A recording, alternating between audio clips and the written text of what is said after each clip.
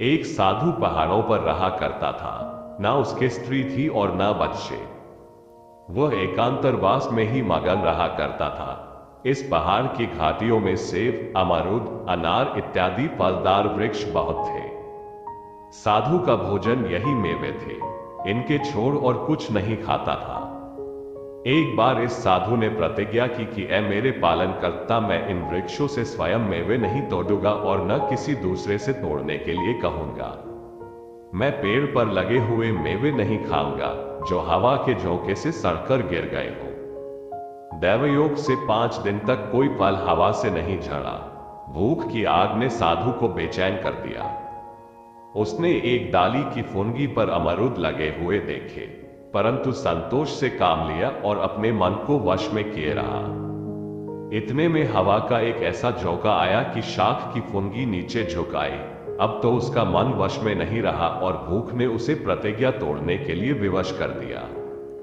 बस फिर क्या था, वृक्ष से फल तोड़ते ही इसकी प्रतिज्ञा टूट गई।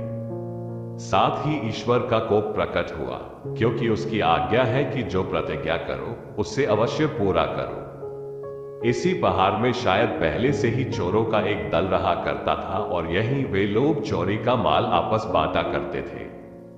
दैवयोग से उसी समय चोरों के यहाँ मौजूद होने की खबर पाकर कोतवाली के सिपाहियों ने इस पहाड़ी को घेर लिया और चोरों के साथ साधु को भी पकड़कर हथकड़ी बेड़ी डाल दी। इसके बाद कोतवाल ने जल्लाद को आज्ञा दी कि इनमें से हर एक के हाथ पांव काट डालो।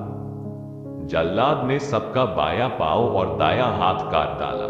चोरों के साथ साधु का हाथ भी काट डाला गया और पैर काटने की बारी आने वाली थी कि अचानक एक सवार घोड़ा दौड़ाता हुआ आया और सिपाहियों को ललकार कर कहा, अरे देखो, यह अमुक साधु है और ईश्वर भक्त है, इसका हाथ क्यों काट डाला?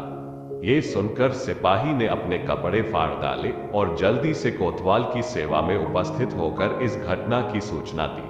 कोतवाल ये सुनकर नंगे पांव माफी मांगता हुआ हाजिर हुआ। बोला, महाराज, ईश्वर जानता है कि मुझे खबर नहीं थी। साधु बोला, मैं इस विपत्ति का कारण जानता हूं और मुझे अपने पापों का ज्ञान है। मैंने बेईमानी से अपना मान घटाया और मेरी ही प्रतिज्ञा ने मुझे इसकी कचहरी में धकेल दिया।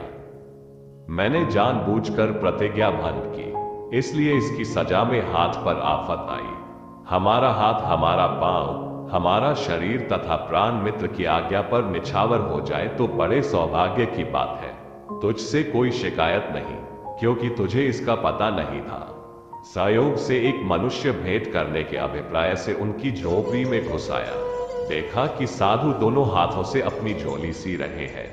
साधु ने कहा, अरे भले आदमी, तू बिना सूचना दिए मेरी झोपड़ी में कैसे आ गया? उसने निवेदन किया कि प्रेम और दर्शनों की उत्कंठा के कारण यह अपराध हो गया। साधु ने कहा, अच्छा, तू चला आ, लेकिन खबरदार, मेरे जीवन काल में यह भेद किसी से मत कहना। झोपड़ी की बाहर मनुष्यों का एक समूह झांक रहा था। वह ये हाल जान गया। साधु ने कहा, ऐ परमात्मा, तेरी माया तू ही जाने। मैं इस चमत्कार को छिपाता हूं और तू प्रकट करता है।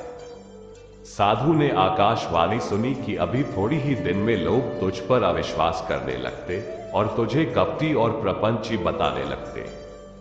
कहते कि इसीलिए ईश्वर ने इसकी यह दशा की है। वे लोग काफिर ना हो जाएं और अविश्वास और भ्रम में ग्रस्त ना हो जाएं। जन्म के अविश्वासी ईश्वर से विमुख ना हो जाए।